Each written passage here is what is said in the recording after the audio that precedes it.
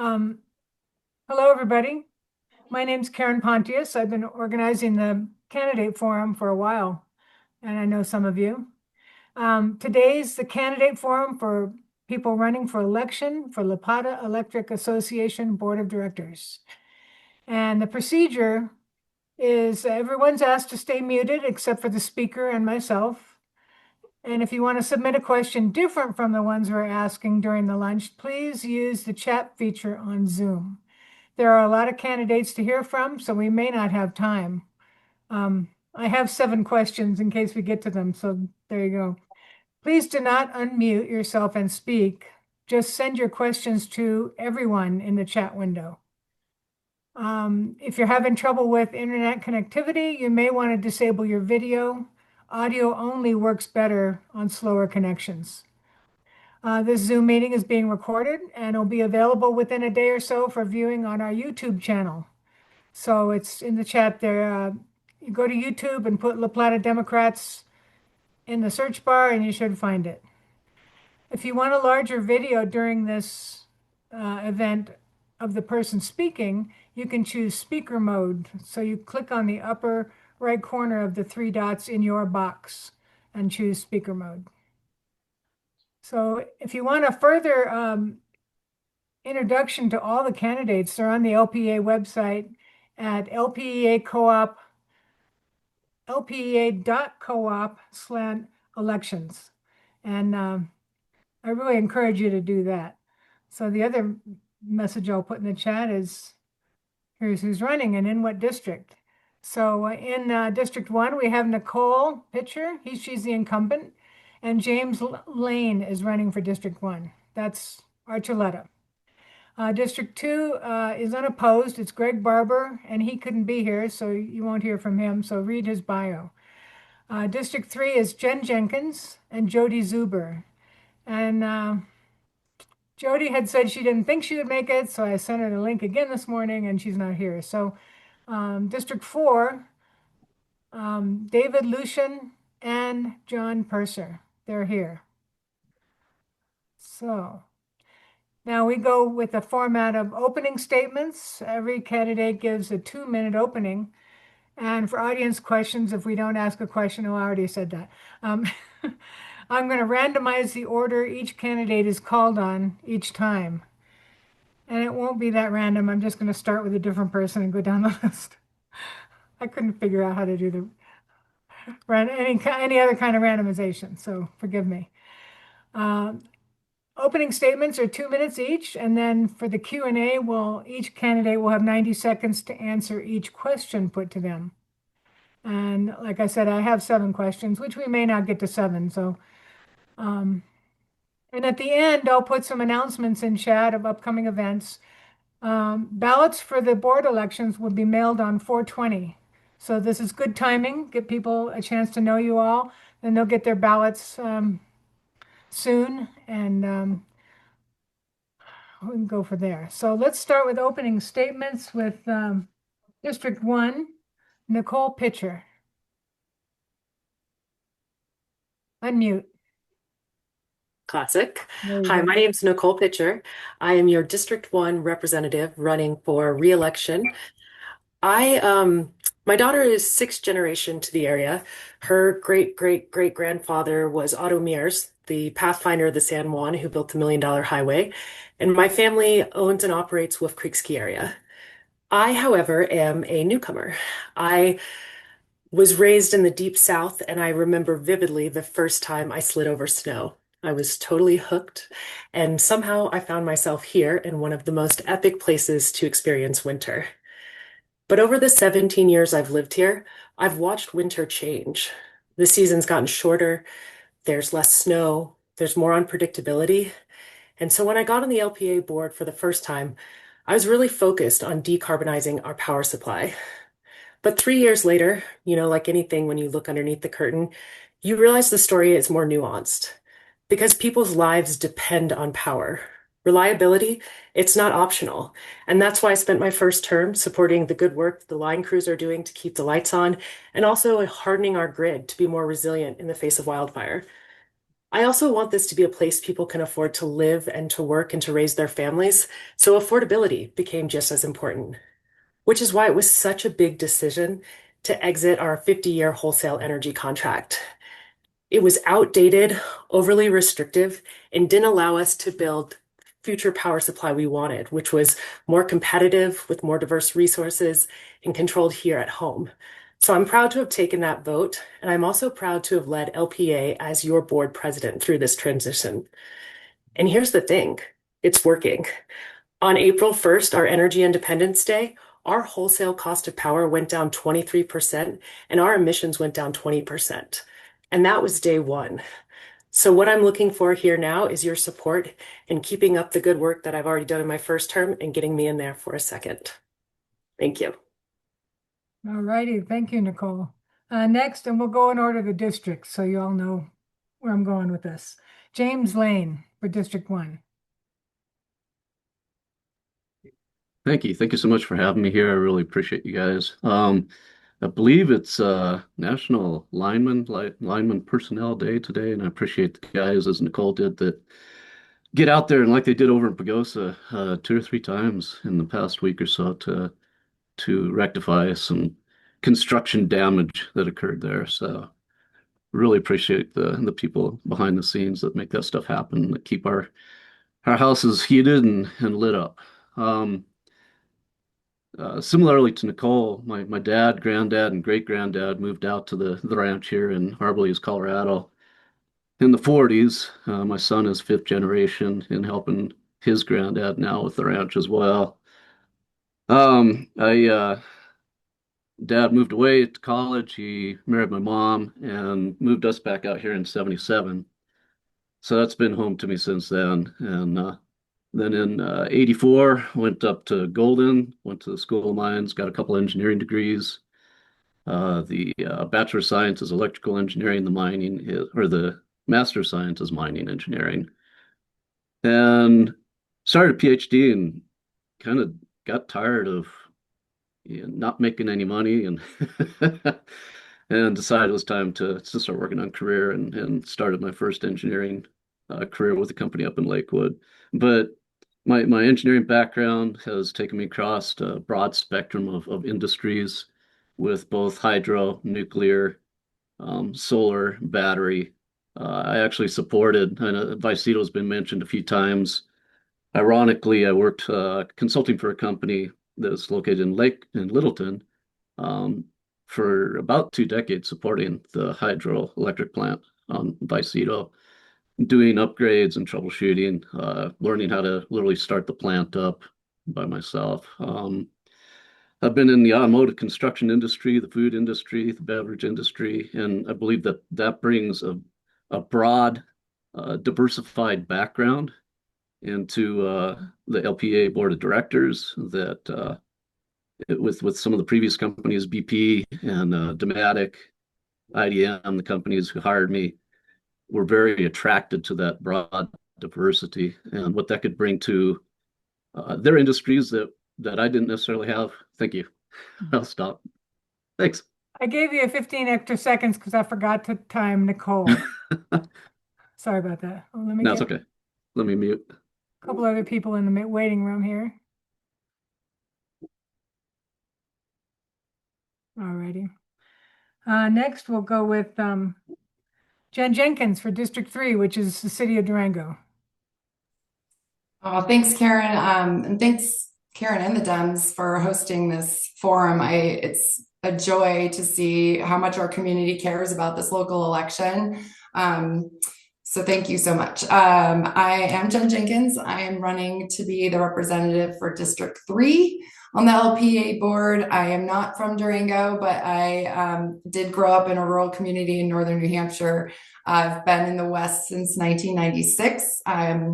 Where I was in Flagstaff, and I've been in Durango since 2013. My background, well, I was asked to run after applying for the LPEA's Roundup Foundation, and then encouraged. I thought it was because of my amazing sense of humor, because the energy sector needs this, but I suspect it's the background. I do have a degree in environmental science, but I think more importantly, I've got, well, it's kind of sad for me to say this, but over 20 years of experience in renewable energy. I started with a wind turbine manufacturer, and that then transitioned to a policy career. I ran a national trade group for wind energy. We moved policy at the national level and state level and had a lot of success. I'm pretty proud of that. But then transitioned to running my own small business. We're a consulting firm. We focus on similar work, but really supporting rural stakeholders with stakeholder engagement, but connecting them with national organizations like Idaho National Lab, the lab previously known as NREL, organizations like that have technical assistance that can help rural communities, not just rural co-ops and G&Ts, we definitely work with them, but also county commissioners. I mean, all the critical stakeholders in the rural community, and we're really working with them as they're enduring their own energy transition. Is that okay? Yeah. And I can't wait to talk more about it. Good. I'm giving everybody 2 and 15 seconds because keep us honest, Karen. Thank you. So the next one is David Luschen. I'm saying that right? Luschen or Luschen? That is correct, Luschen. Karen. Yes, Yeah. Luschen. And I'd just like to say thank you to Karen and thank you to the La Plata Dems for this opportunity to speak. Again, my name is David Luschen. I'm running for re-election for District 4. I am a licensed professional engineer and an MBA with over almost 30 years of experience in electric utility. So 26 at CPS Energy and then 3 years here on the board. CPS Energy is municipally owned San Antonio utility. We had about 3,000 employees, 750,000 meters, etc. There, what I'm most proudest of, I was director of transmission and substation engineering. I owned transmission and substations. I've built hundreds of miles of 138 kV, 345 kV transmission lines, dozens of substations, and even Elm Creek, which was a switchyard from 345K to 138 kV. So what does that mean? That means I understand this business totally. And as a fiduciary for LPEA, for our members, the co-op way, I understand the industry. I understand how 24/7, 365 works. At one time, I had 280 IBW Local 500 employees working for me. I understand the safety, but also the affordability. Just like Nicole, I voted to exit Tri-State because of the affordability. We, this year, are saving $5 million in our power costs from Tri-State, and that is fully loaded. That includes the CTP, the contract termination payment that we are paying to Tri-State. So we're still saving $5 million. There's an NREA article about a West Texas Panhandle co-op looking to get power. And in there it was stated over the next 5 years, it looks like Tri-State might raise rates 30%. So if we did stay with Tri-State, we wouldn't have the opportunity of local control, our opportunity to have our future with the power supplies that we want, but also the affordability. Those increases, unfortunately, would be passed to the members. And again, this year, Tri-State had a 7.5% rate increase. And with our pre-planning, we were able to not have a rate increase this year. So I'd appreciate your vote, and I'm stopping. Thank you. I love the sign. Okay. Next is John Purser, running for District 4. Hello, and thanks again, Karen. You guys run a great forum. I appreciate it. So I've been following the board for about 5 years. I've been a candidate before, as most of you know. And a few things. One, we are a member-owned cooperative, and members should have a greater voice, and there should be more transparency. The exit of the tri-state contract without a member vote, in my opinion, violated our statement of governance in the tax returns we do. And that's before the courts right now. And so we still don't know how that'll fall out. But let's talk about our current situation in the future. We're on a 2-year bridge right now that we're told is significantly cheaper. I've also heard board members, after questioning, acknowledge that we're not really doing an apples to apples comparison. When you look at transport fees, when you look at the interest payments we have to make on the debt we've incurred. But we'll jump past that to talk about where we're going to be in 2 years. A year ago, they put out an RFP for projects for 150 megawatts of power, and we're told those projects would be announced by the end of the year. The only project I've heard of is Sunnyside 2, and that's adding 3 megawatts of capacity. The chances of us getting 150 megawatts of capacity added locally in 2 years is nil. So in 2 years, we have to go on the open market and pay market prices for power. And as everybody knows, power demands are increasing dramatically right now. And we should expect the power prices to do the same. The other thing is we were told the Southwest Power Pool would open up a world of resources. Well, if you were paying attention last week, the Southwest Power Pool You can finish your sentence. Go ahead. The Southwest Power Pool put out a resource advisory because there's not enough power available to them right now. So I'm worried. Okay. You can wrap that all into the questions because I think they'll all be touching on what you guys are going to be doing on the board. So those are our opening statements. Our first question is, I'm going to start with Lane, Jenkins, Luschen, Purser, and Pitcher in that order. So it's now that LPA has left Tri-State, what are the biggest challenges you see for LPA going forward, and why are you well suited to oversee LPEA through those challenges? James, you have 90 seconds.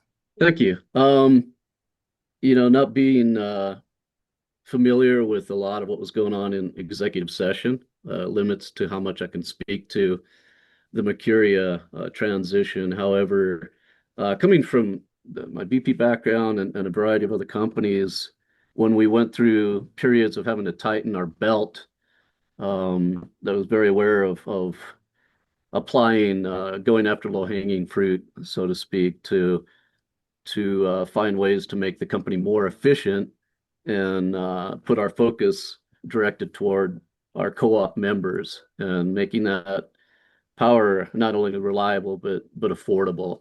And that's where I think my focus is going to be, is listening to my constituents. I want to hear what my people have to say, what they're concerned about, and how can we calm those concerns and yet provide them with that reliable, safe, and affordable power. It's sometimes going too heavy on renewables. It compromises a lot of people in our communities that are on fixed income.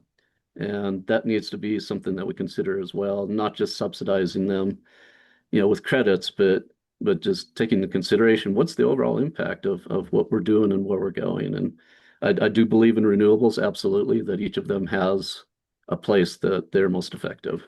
Thank you. Thanks. Jen Jenkins, same question. Yeah, I love the question because it's forward thinking. But I do want to honor John's comments about being concerned. In my work, I get to work with counties across the country and rural co-ops across the country as they also are sharing their concerns, John. I think it's important to talk about that piece. What we do is we help them understand the difference between fear and what the options are. So what does your community have for a resource? And do you want to capitalize on it? And then you move from there. And so I think one of the biggest challenges, I think infrastructure and managing load and system integration, I'll figure out what's going on once I'm on the board. I suspect the staff has that handled. I'm concerned about public sentiment and making sure that everybody understands how lucky we are to be on a rural co-op line and to be member owners. And why the transition happened and what that can look like. When I hear transparency, I mean, I've been to so many talks, I've heard so many things. I just want to know what that means.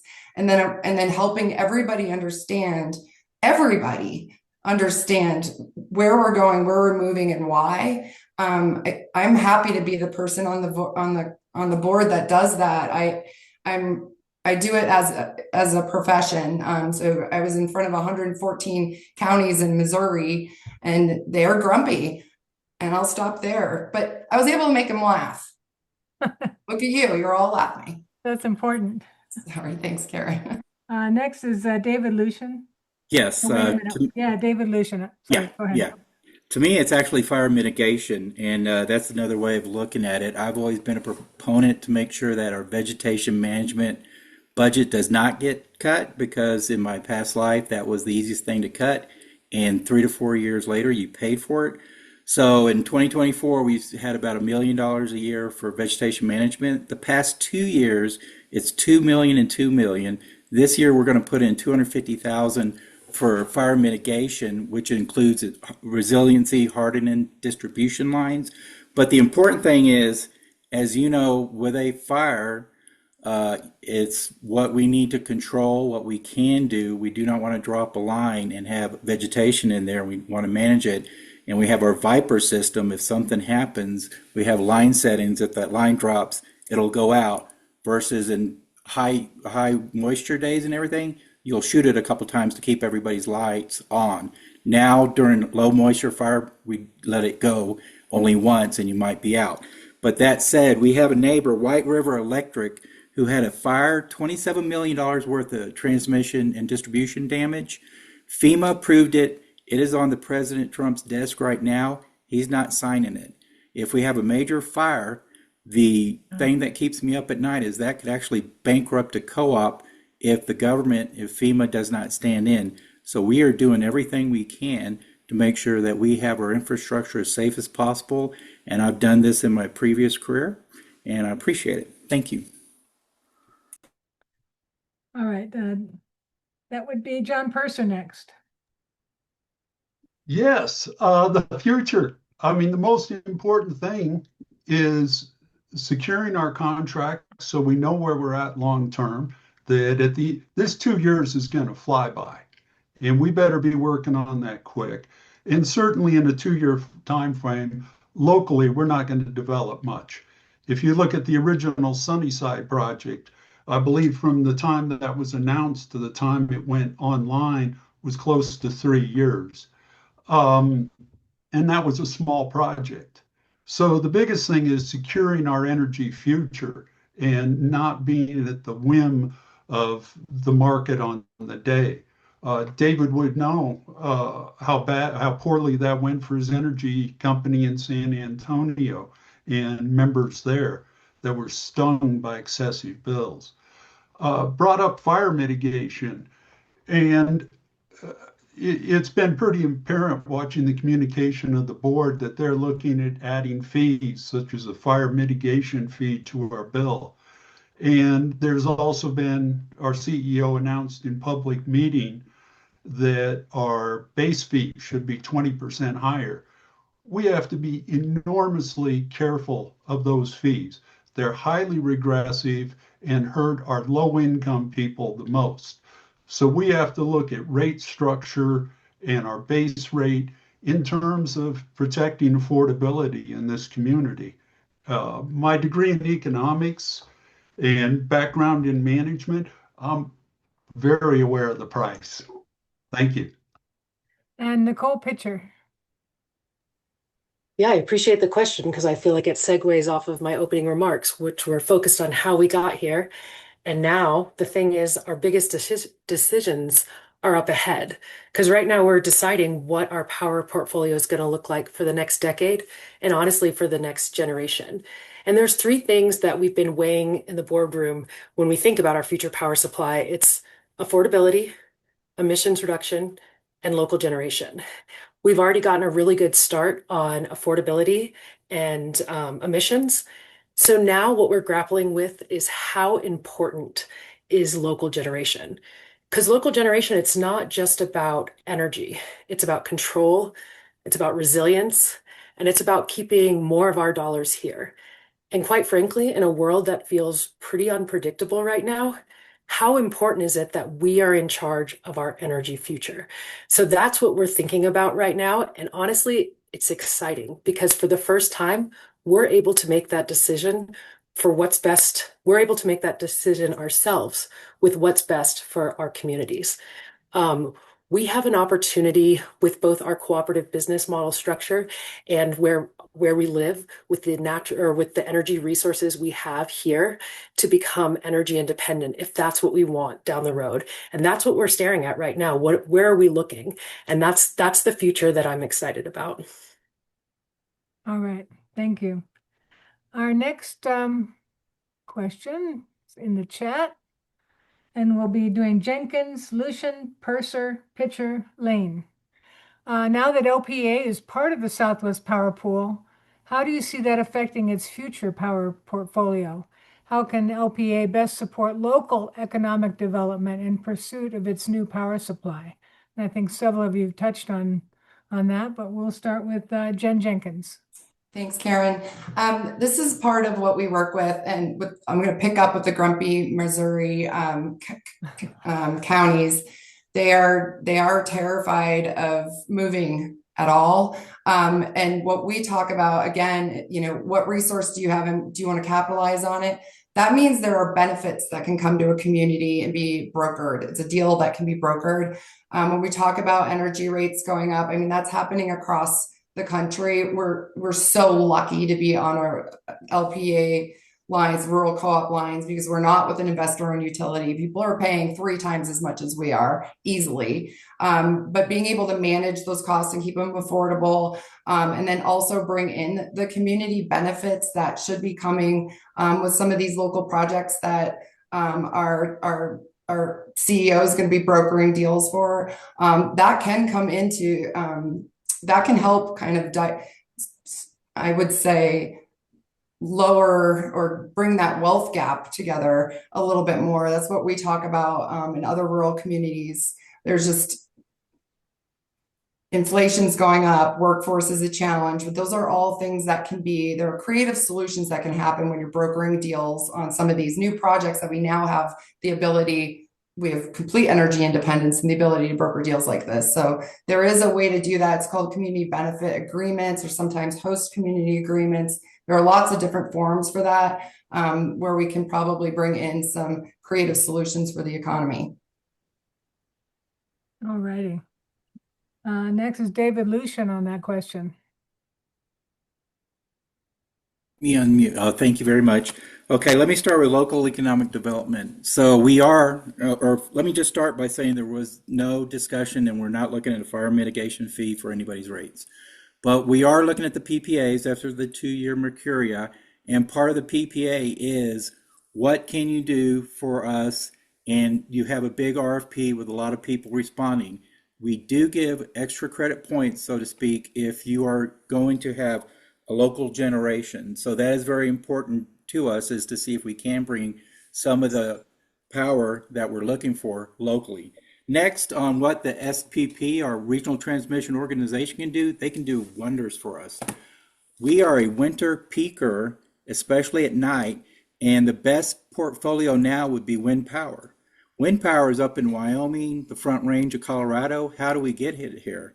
Right now, the transmission route is bifurcated, and our CEO is working with other utilities, and we're hoping if we can get a route to get wind in here. So within our portfolio, you have solar during the day, and you have wind at night, especially at the winter time, and that goes to the value of SPP.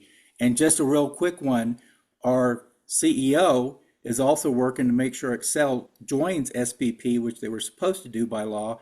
And if they don't, and they're fighting it through lobbyists, they will have what's called pancaking charges. So if we do get wind from Wyoming, we need to go through their territory.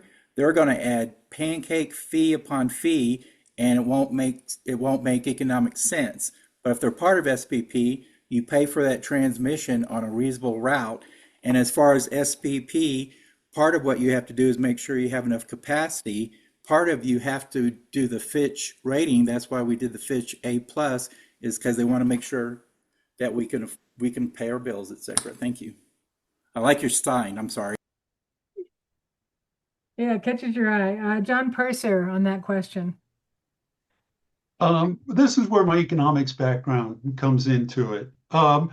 The thought that this money is staying locally when we do these big projects is a little bit absurd. And Sunnyside is a great example of that. I visited the Sunnyside project during the peak of its construction 6 times. If you looked at the cars parked there, which were up to a dozen, I never saw more than one Colorado plate. To come in and put in those projects, we don't have the labor force with the skills sitting here ready to go. The money that we're spending, the 250 million of approved debt, do you think the interest payments are staying local? They're not. All those panels down at Sunnyside are not produced local. Generally, the only one who benefits is the business owner. And I will say the person who owns the company that did Sunnyside has a brand new big house smack dab in the middle of the valley. Architecturally interesting, but the economic benefit for the greater community is lower power costs. That power is essential for any activity in the economy. Keeping that power cost as low as reasonably possible is the greatest benefit. By the way, the fire mitigation fee, Chris Hansen explicitly said they were considering it. Okay. Nicole Pitcher. Back to the question about how does LPEA joining SPP affect our future power supply? So it was fortuitous that it happened at the same time. The day we became energy independent, we also joined the Southwest Power Pool. We were able now to realize and actualize this idea of a future where we can bring power in and actually export power at the same time when we need to. So, obviously we're sitting in an area that gets an abundant amount of sunshine, more sunshine than we could actually consume without storage. So this is now an opportunity. We have under adjudicated transmission lines. They're not constrained. We're able to send power out of our community while also like similar to what David mentioned with taking in resources like wind that complement our load very well. That's possible. It's a two-way street. We're able to buy power on the market, and that's competitive, as we recognized on day one of leaving Tri-State. You're not in a good economic position when you're buying all your power from one person. So now we're able to have a bunch of people compete for our business, and we're also have a bunch of people who can purchase our energy because we live in a very energy-rich place. It's also exciting. There's 2 test wells, 2 geothermal test wells that have come back as promising in southern La Plata County. We have the potential now to have up to 10 megawatts of a geothermal pilot project by the end of this decade. And geothermal could solve a lot of the problems of renewables. And to John Purser's point, batteries, solar panels not being local. This, you can't. Nothing is going to be completely local, but I'll stop there. All righty. James Lane. Thanks again. No, I agree with Nicole on some of that stuff, with the geothermal, I think is exciting. In listening to a gentleman who was here last week from Denver, that was a part of the governor's energy board council. I'm not sure what the official titling was, but it was interesting. A couple of things that stood out were that natural gas is actually a good stabilizer for renewable energy.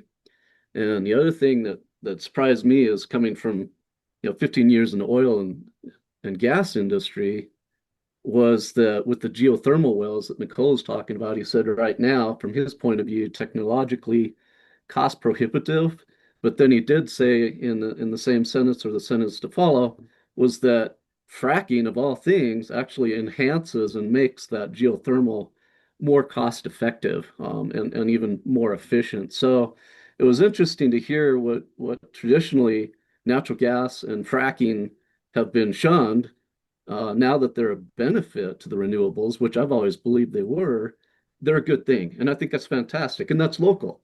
We've got natural gas all over out here. We should be able to capitalize on that in some form or another for that local stability to what we're getting with Mercuria. And then I'd love to see for residential solar. I've done a lot of work on that lately for some friends doing research, and it's really cost prohibitive for those people. I'd like to see a way to make it more beneficial to them. And as Nicole said, we can actually push more power out to other people who are consuming. All Thanks. right, great answers.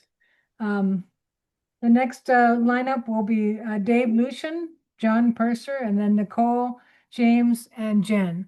And the question in the chat is, do you support LPEA doing as other utilities have done, offer a rebate for home battery purchase? Sorry, my dog is going crazy. Offer a rebate for home battery purchase in exchange for LPEA control of discharge during peak demand hours? Or do you think larger system batteries make more sense? And what data sources do you rely on for these kinds of decisions? And do it all in 90 seconds, all right? All righty. Dave, you're first. Let me start. Okay. Yes, I do support for rebates for home batteries because I have 21 solar panels on my house. I have two Tesla 3 wall batteries in my home, and I have drive an EV pickup truck, and my wife drives an EV Bolt. So, but I do look at a diversified portfolio. What I do with my batteries is, and my solar panels, I charge my batteries off the grid when it's the cheapest, and I do peak shaving. So in the morning, my batteries discharge to help the grid in resiliency, and then in the evening, my batteries discharge again to help the grid. So I do believe in that. But also, we need to have the large system batteries. As everybody knows, we have red circuits because LPA has about 26 megawatts of rooftop solar, which is incredible for the size of the community that we have. And we have some circuits that are red.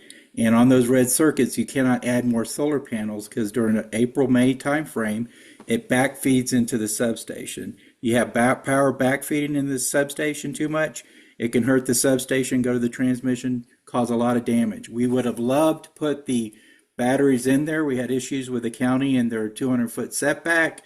But at the end of the day, if you have a diversified portfolio on batteries with home batteries and large batteries, you have it made. On the home batteries, you can put in solar in the red. You get a higher rebate. If you put in the battery, LPA has to have that control so they can do during peak that you can put into there. But when we have too much, they can stop batteries as they're stopping me. Thank you, Karen.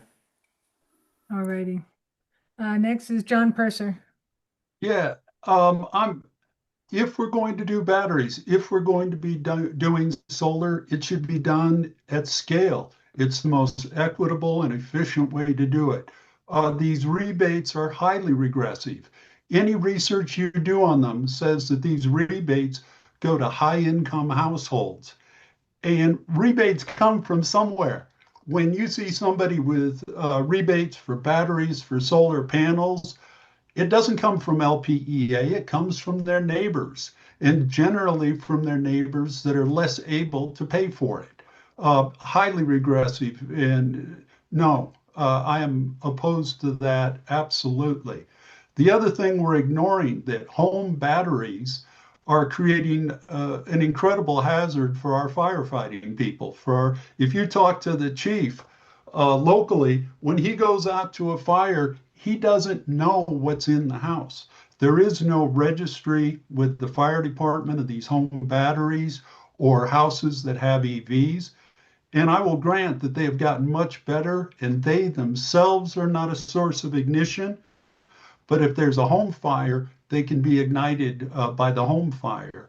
And you're putting your fire department in a very hazardous situation. So home batteries, no, absolutely opposed to the rebates. By the way, if it ever comes to a vote, I will expect David Luschen to recuse himself based on a clear conflict of interest. Just having fun. All righty. Nicole.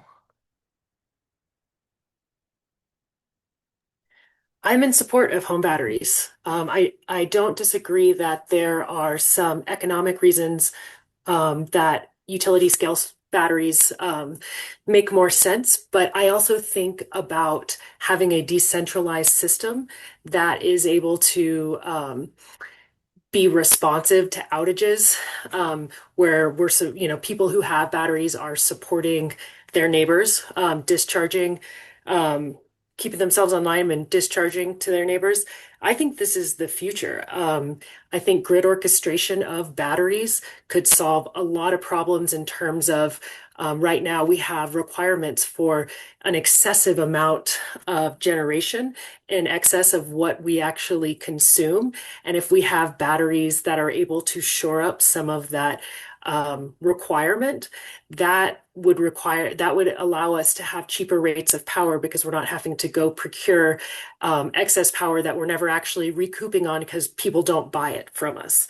I also think what's cool about batteries is this falls into what I see as the future of our business model, and what's unique about being a cooperative, where we are not tied to the endless sale of kilowatt hours. We could actually have a future where we are more of a distribution network of kilowatt hours. So we could have people generating and storing and discharging and selling to one another. That we don't have shareholders we're answering to. We're doing what's best for our community. And to me, this seems like a direction we could go in. And I got most of my information about batteries from NREL. Great. Next is James Lane. Thank you. No, I actually visited and started doing some evaluation on a couple of different residences. One that's in the Durango area, and the other I just visited yesterday that's out here in Arbley's. And the one in Arbley's is considering a battery and solar solution. And so I need to sit down with them and just kind of explain to them what they don't really get when they talk to the vendors that are listed on the LPEA site for recommended solar battery installers. The numbers that they present, it can make it look a little more productive for their pocketbook than it really is. And I just want LPEA, as a board member, that we're very clear with people. You make these investments. These are the numbers. This is what you'll invest today. This is what you can expect in your return in the future. This is what you can expect your typical monthly costs or yearly costs to be. So I do believe in it. I think the pricing and with some instances the installer was very high on their pricing, and other installers have been very reasonable. But yeah, it has to be the right application, the right place, and the homeowner for these smaller scale ones just need to be aware, what they're investing in, what they can expect from it. There's certain fees that John brought up. The base fee is always going to be there. The batteries, what I think is awesome is that they can offset that peak rate, and David alluded to that as well, because that fee is always there, even if your solar completely offsets all of your use. Thank you. Yeah. And Jen Jenkins. I love doing wrap up on these. Thanks, Karen. I absolutely think home batteries are important in the rebates. And if people want them, which I'm hearing they absolutely do, and it actually is a solution for our broader system, I think we absolutely need to do that. I don't think it's one or the other. I have a background in distributed generation, so I'm always going to care about the DERs, distributed energy resources. I don't know who said they can't be at scale. That's not correct. So you actually, virtual power plants or any sort of system integration can actually combine a lot of those, and they will be at scale. And the other thing that I wanted to mention, well, energy having a diverse energy portfolio means having utility scale and on-site power. It can be critical for our critical loads like hospitals, microgrids. It helps with reliability and resiliency. And then somebody mentioned something about batteries being an issue for fire, and I would argue that having no winter is more of an issue for our wildfire season than batteries at this point. And I'd like for people to remember that climate change is real. And then the data that we get, I mean, there's over 900 distribution co-ops across the country that are doing similar things. There's interesting data that's being collected from another co-op called the National Information System or Information Software Cooperative. They have a lot of data on this, as does the Idaho National Lab. They focus on rural co-ops and some other labs that they partner with. All right, thank you. Next question, I'll put in the chat. Now that LPA is no longer under tri-state with its anti-solar rate tariffs, will you try to get LPA to reduce the amount of peak power charge to help out local solar? And we'll start with Dave Luschen.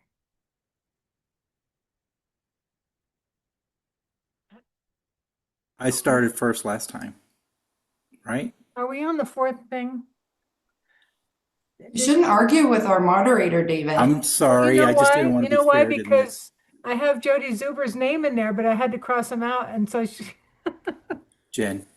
anyway, well, let's start with you anyway, and so you get Okay, to start this time, and then John Purser starts in the next question. that'll Nicole, work, no problem. Okay, so no longer under tri-state with anti-solar rate tariffs to reduce the peak power charge. Peak power charge is one of those charges when we did our tariff rate that has caused a lot of confusion.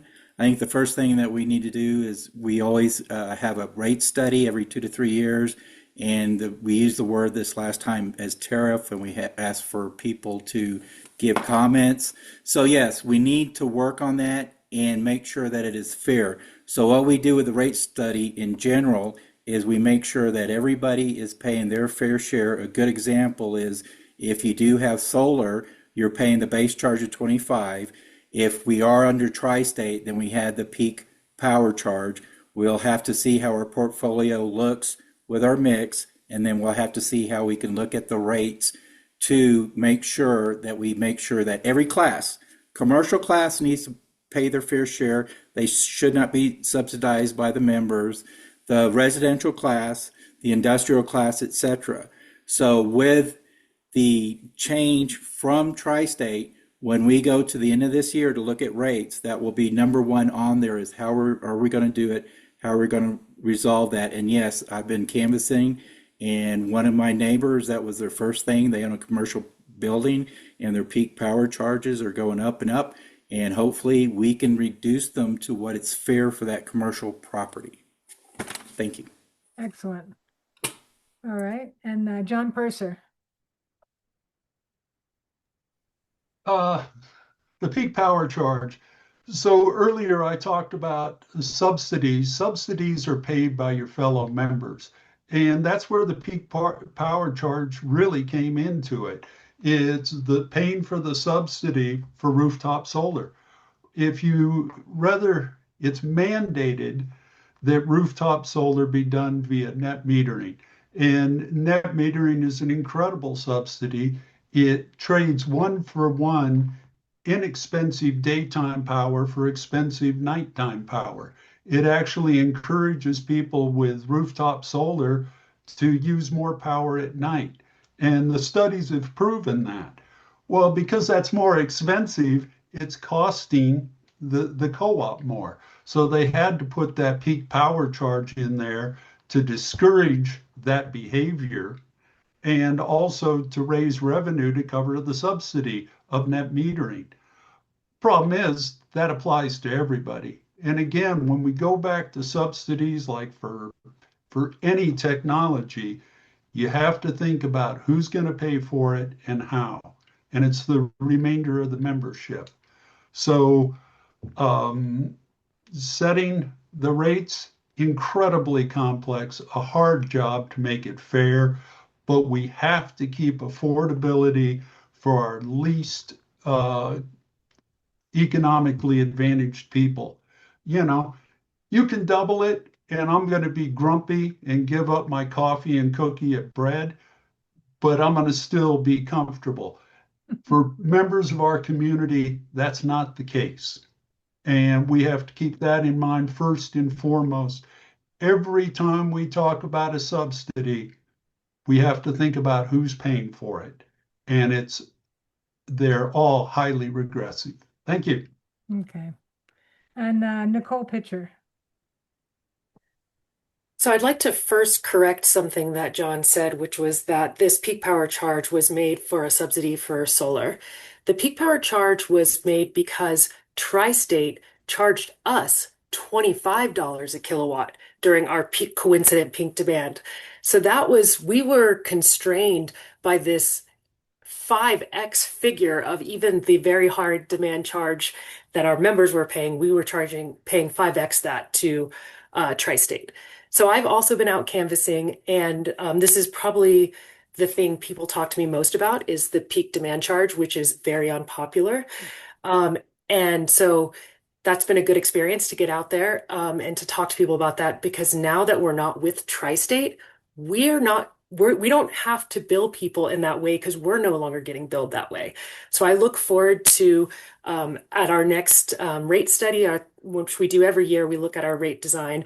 I look forward to having a really in-depth conversation with fellow directors about this demand charge and if there's a different way we can structure it. So there's a lot of reasons why it's not a great, I don't think it actually affects the behavior we want. But I'm going to get back to the question, which I think was about subsidizing solar. I personally am a huge advocate for solar. That being said, I recognize, there's a lot of cost that the memberships pays. Okay, didn't get to my point, but that's my bad. They're big questions, it's a big deal. So James Lane, maybe you can pick up from there. Great, thank you again. Yeah, no, I've been doing a bunch of research on this just because I happen to have some friends and neighbors that have gotten solar and in some cases battery, combination of the both, and it really piqued my curiosity. Why what was presented to them roughly a year and a half to 2 years ago that they purchased and installed, and now all of a sudden they're paying, one person is paying 3 times what she was before she installed her solar and battery.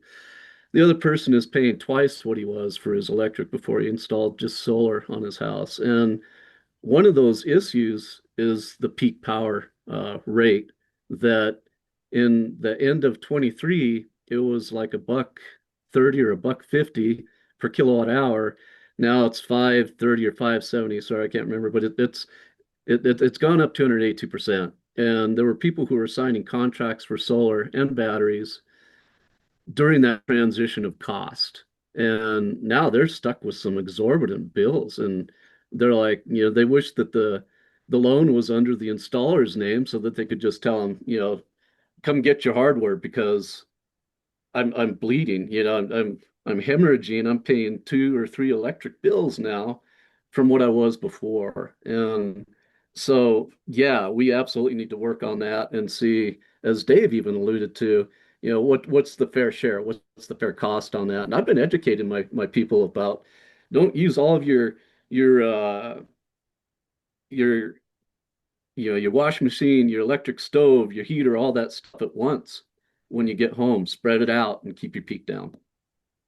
That's good advice. Yes. Jen Jenkins. I think Nicole handled explaining the rates and pulling away from Tri-State. But I do want to point out that now that we have independence, our energy independence, we are going to be able to reevaluate a lot of these things. I'm really excited for this part of the work.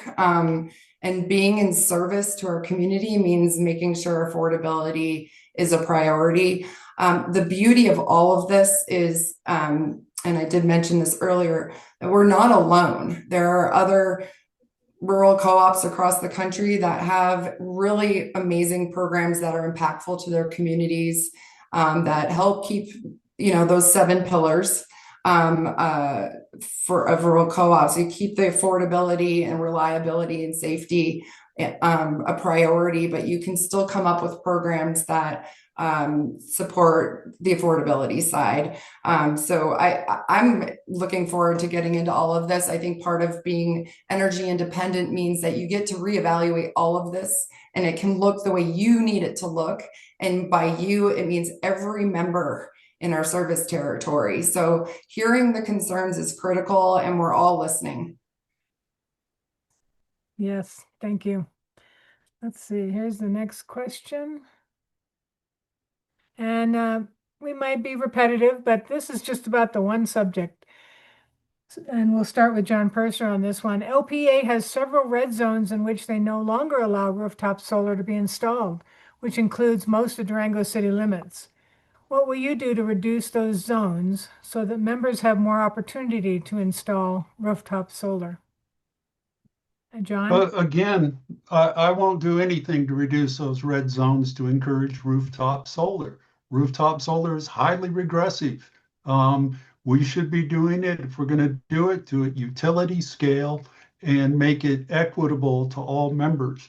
We should not be favoring one class of members over another and incurring expenses for the entire membership. People were offended last time I did this forum when I referred to it as the wealthy white subsidy. But if you look at all the research that's done, it's the most ineffective, inefficient way to do it. And the beneficiaries, based on all the research, tend to be high income white people. And so I can see it being popular in Durango, but it's not good for the community in a whole. And it is the least efficient, least effective way to address climate change. I must say that our board's been dominated by a green industry, and what's best for that industry is to address climate change in the least effective, least efficient way possible so that industry can make more money. There is good policy to address climate change, which I've advocated for years, but it's got nothing to do with the actions of our board, in my opinion. Thank you. Okay. And Nicole Pitcher.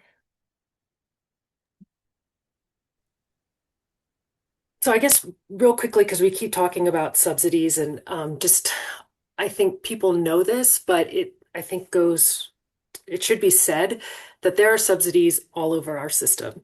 So I live 2 blocks from a substation.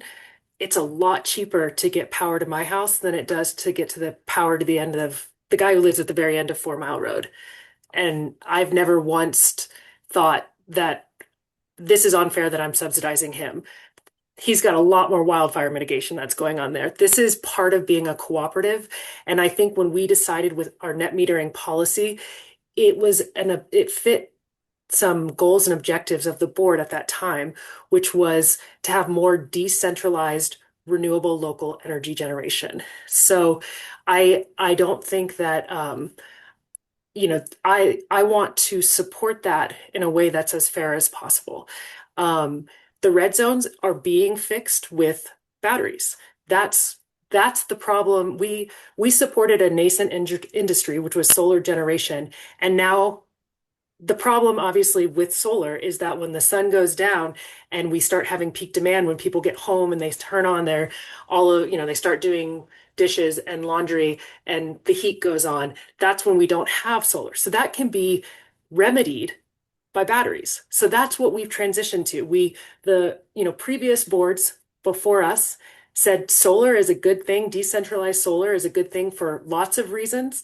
And so for resilience and for it's not just about green power. And so, that was decided. And now we've got to the point where, okay, the system is saturated.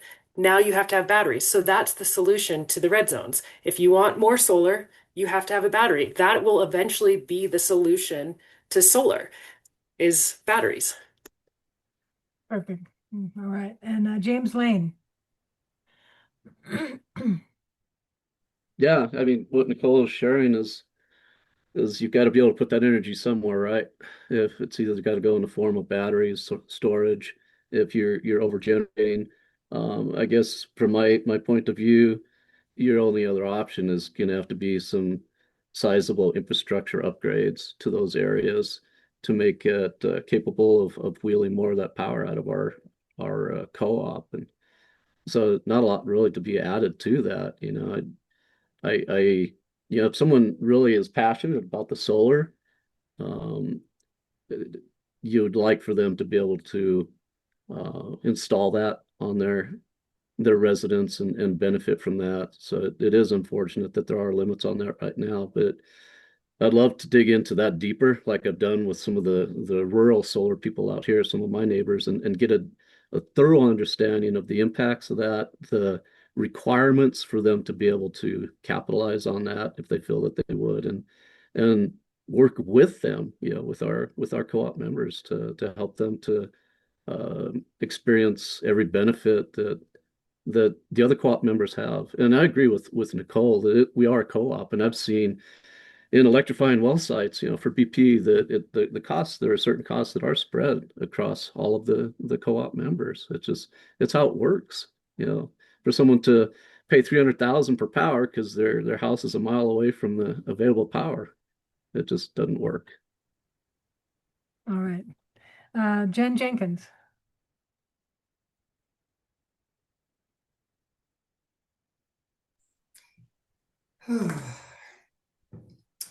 A red zone is telling us that there is demand.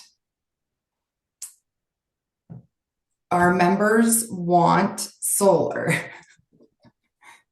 We have to figure out a way to give them that. And if it requires batteries, we have to figure out a way to do that.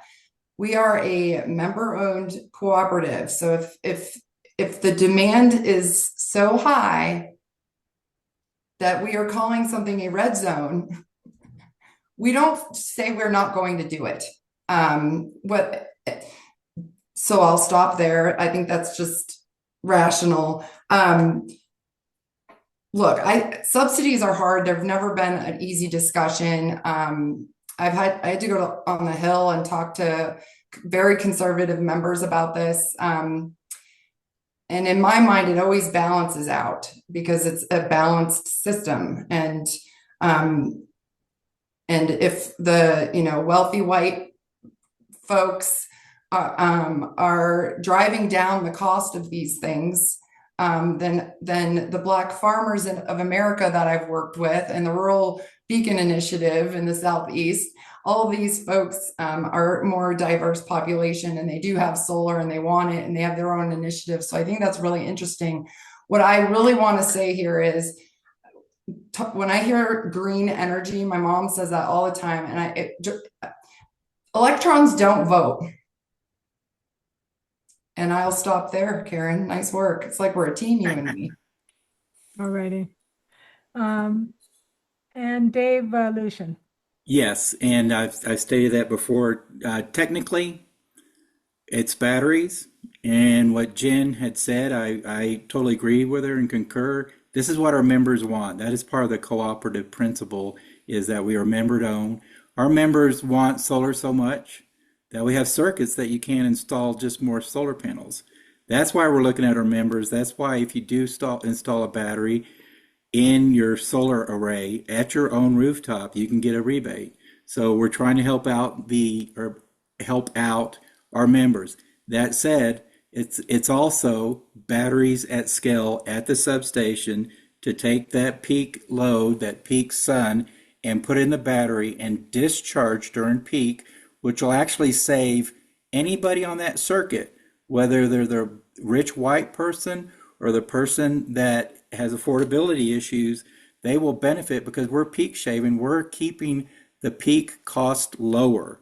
So it is a benefit to all members to have large scale batteries within the substation to go out there with a peak. It's also a benefit for me to have my battery in there and participate in peak shaving also, because we don't have to buy that electricity at the highest cost on the grid if we cannot generate it all. So at the time, etc., under Tri-State, we got that 20-25 cent peak charge at that time. Now we can level that, and if we do have solar on that circuits, we've got that benefit.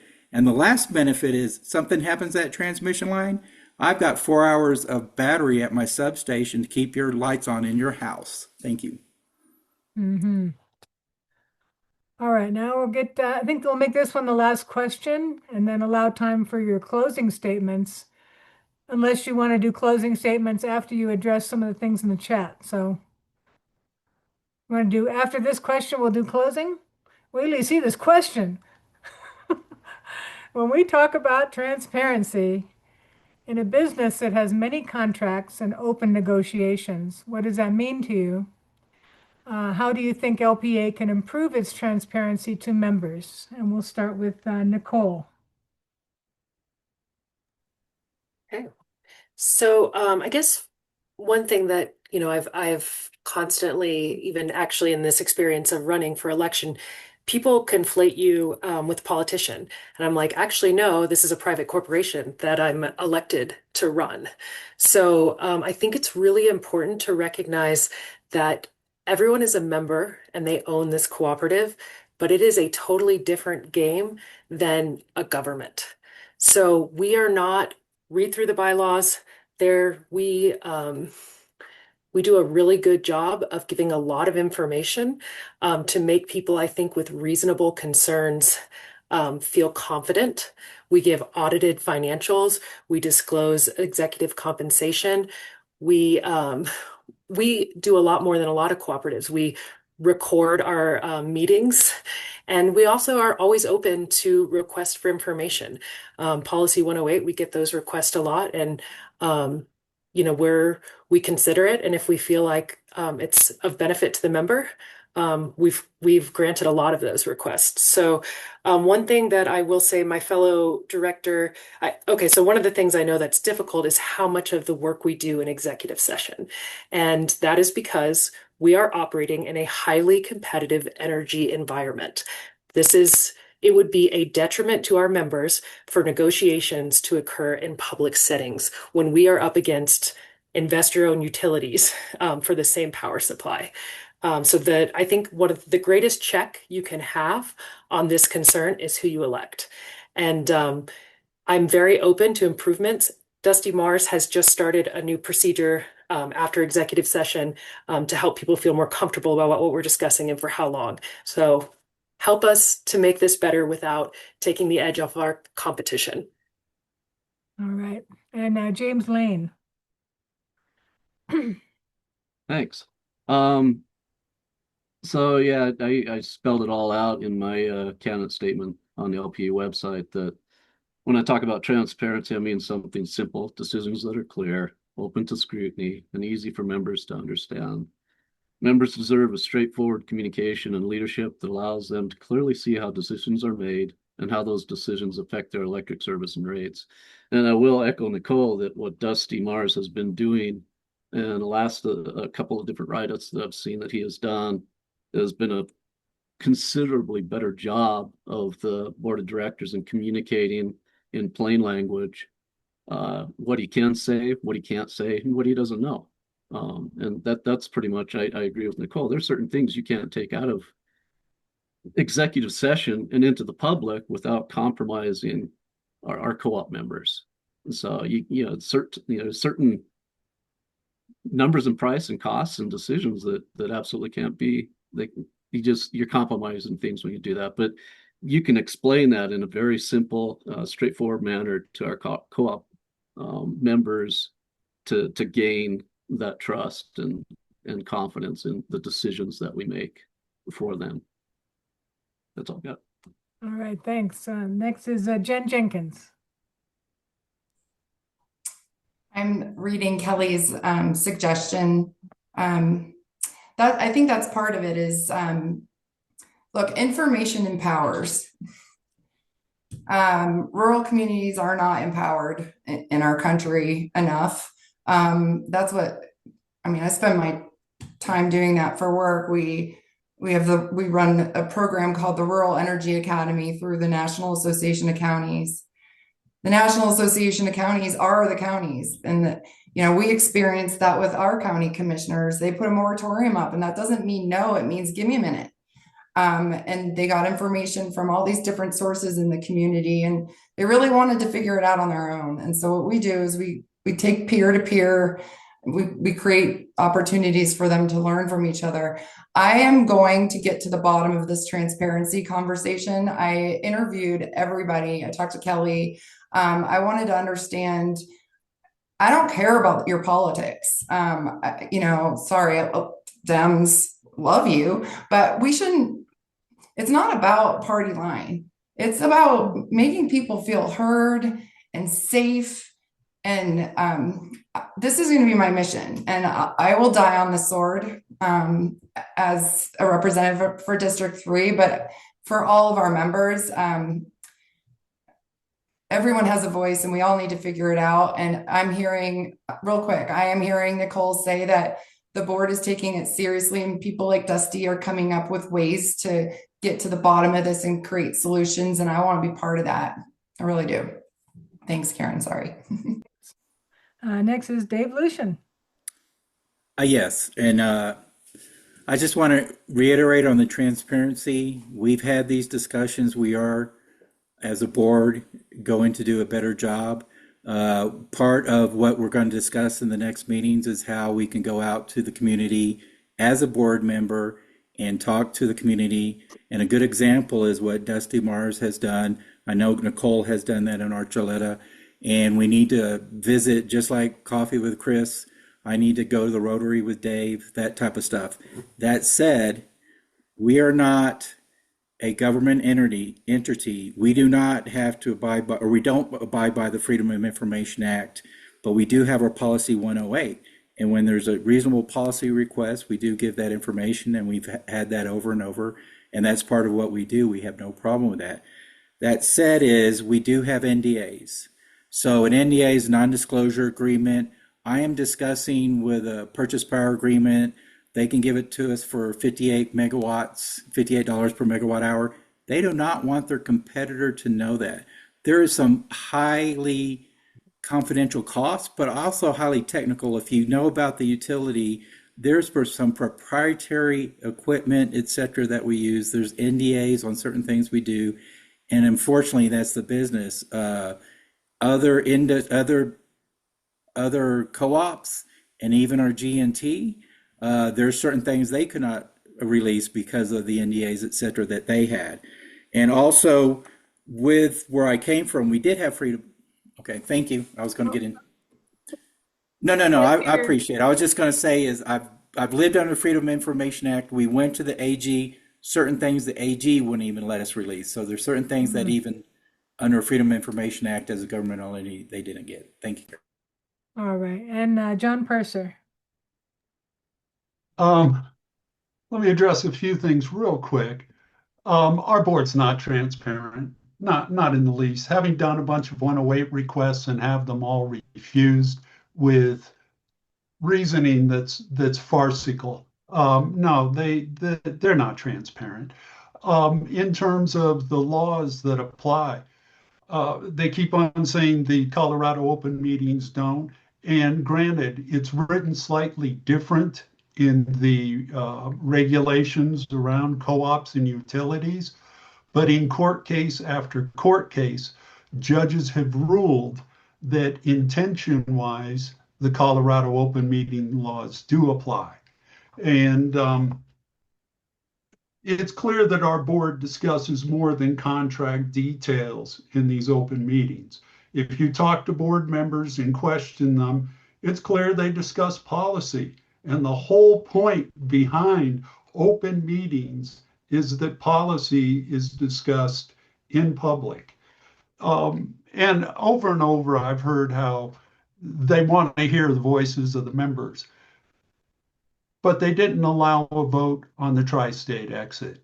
And it's no more obvious there. Not only did they not allow a vote, they did not announce the content of the meeting when they voted to exit in advance. They pulled a surprise meeting off schedule with a title that didn't say, hey, we want to vote on exiting tri-state. So their transparency, anybody who pays hard attention, it's a joke. All righty, that leads us into closing statements. It'll be Lane, Jenkins, Luschen, Purser, and Pitcher in that order. And you'll have 2 minutes for a closing statement to wrap this all up. And then we'll talk about if there's anything in the chat that someone wants to address. James, 2 minutes. Okay. So, I mean, you can go to the Plata Electric website for the listeners, and you can see our bios for the incumbents and the candidates. And I encourage you to read the Durango Herald and the Pagosa Sun and the letters to the editors. I've got some very significant recognized people who watched me grow up from a little kid to the man that I am now, and it speaks a story, and it's a testament to who I am and the people who are willing to endorse me to run for this position for District 1. And so there's no need to really repeat a lot of that, but there's a lot of character substance that a lot of my friends, both personal and on engineering experience and background that are coming out now. So just a real quickie on the person in Arbley's that's considering solar and battery. Their investment's going to be $33,000 today. Their expected savings over the course of 25 years is $41,000. And I'm probably going to be telling them, you got to think long and hard about this. You're not, over 25 years, I would take that 33,000, I would invest it in something else, and I'm sure I could turn it into several $100,000, if not more than that. So that's what when I get on the board, I want to help people understand this stuff. I want them to understand this is what you're getting, this is what you expected to get, and make sure that they're happy when they do get those solutions, whether it's solar, battery, or whatever, or if they just want to be clean, clean environment by doing the alternative energies on their own property, but a clear understanding of what you're investing in. I'm all about the people. The people are what make me happy, is serving them. Thank you. Thanks. And Jen Jenkins, you're next.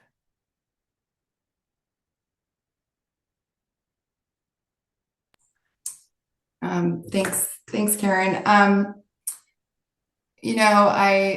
I will be honored to have your vote to represent District 3 on the board. I am really proud to be a rural American. I'm proud to be part of a rural co-op. I'm proud that I get to work with all the rural communities across the country that are freaked out and are worried about rising, inflation's increasing, workforce is a challenge. And then you got this wealth gap and data centers, and all of these confusing things are happening. And it's a joy to be able to have the conversation that's hard, and to be able to see the shift in somebody's body language went from fear to softening because they feel empowered, because they understand. I want to be able to bring all of that to our community, and to remind everyone how special it is to be part of a rural co-op. I have friends that don't know the difference between an investor-owned utility and a rural co-op. And that difference alone is something I'm really excited to talk about, and to make sure that our community is celebrating that. It's an exciting time for us. We have energy independence, and I believe that our values as a community, broad to county community, are reflected by our co-op. We're breathing cleaner air, and we have freedom. And I think that matters. And I'm excited to talk about it with a megaphone. Thanks so much, Karen. All righty. Next is Dave Luschen. Thank you, Karen, and thank you everybody in attendance. And I definitely want to thank you to John, James, Nicole, and Jen for participating. And this has been a good time. But I am humbled. I'm humbled to have been on the board for 3 years, and I take the fiduciary responsible very seriously. The power that the board has, they make rates, they decide in borrowing, eminent domain. Yes, through the bylaws, we had the power to exit tri-state. And also we hire and evaluate the CEO. And so it's very important, and I take that seriously. And I think I do have the background to be very successful in this job because our energy future is forward looking. What's behind us, we have achieved a lot, but the future is very powerful. Huge decisions that have to be made by the board. We are blessed to have a great staff through Chris, through our new COO, Dan Harms, all the people who have made it successful. And I do take their safety very seriously, and they are helping us. Our LPA workers, employees are helping us keep our grid reliable and resilient and also affordable. And so if I am reelected, those are the three pillars that I'm standing on: affordability, reliability, and grid resilience. Thank you, Karen. And thank you all. Thanks. John Purser.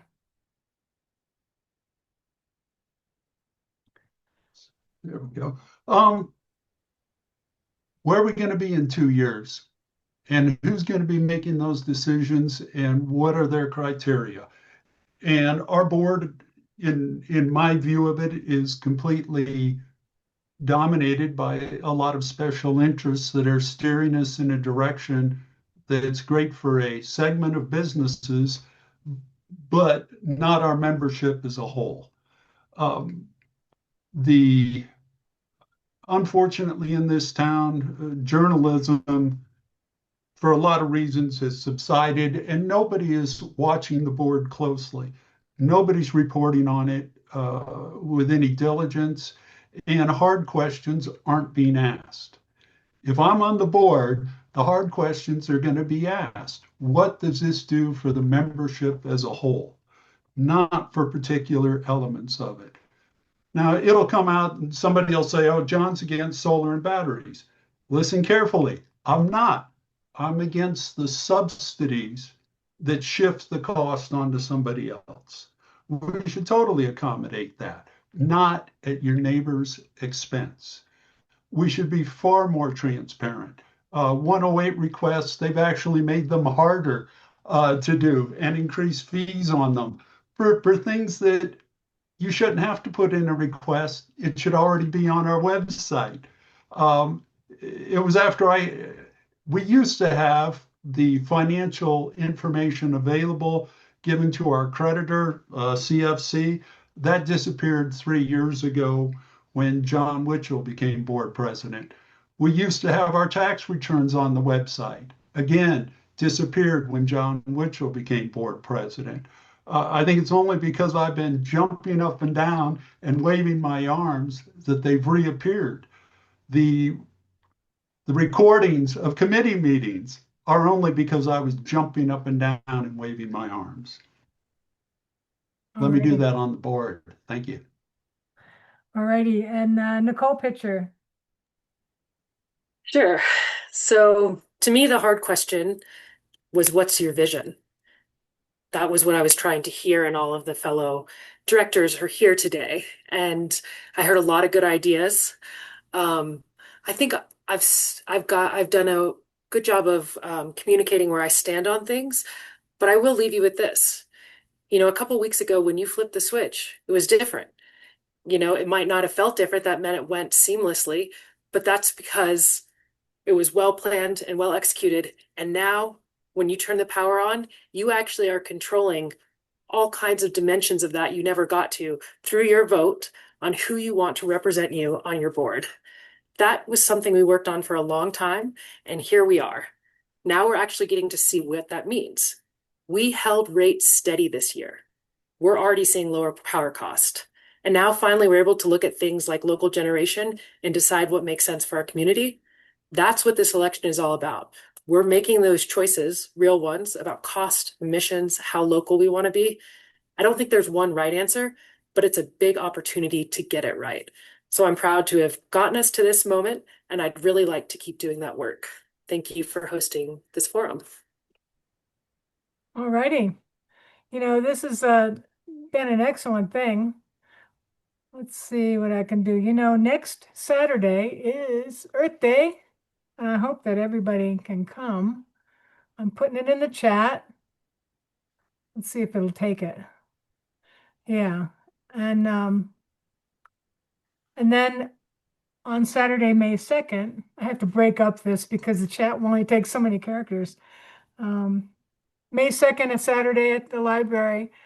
Indivisible Durango is having a meeting and inviting the LPEA candidates that can come. And we're working on some other people too, but we haven't all formed that up. That seems like a long way away, doesn't it? May. But I hope you guys can all come to Earth Day. There's one last thing I'm going to put in the chat, and that's my normal request of everybody. If they want to join the Dems or Indivisible or call a cool app, and this is for everybody. Everybody in this country can use 5calls, and it's an app that you put in your zip code, I think it is, and it provides scripts for you to talk about certain subjects with your elected officials. Now LPA people, they're not on here, right? But I really hope more people would do that. It's a quick and easy way to get your voices heard to state and federal officials. So one thing that was in the chat earlier was someone said we're not talking about reliability, but I think you mentioned it enough. We're done here in 2 minutes, so I don't know if anyone wants to jump on that, but otherwise I'm kind of done with the forum, and I want to thank you all for coming, and it'll be on our YouTube channel. Thank you so much.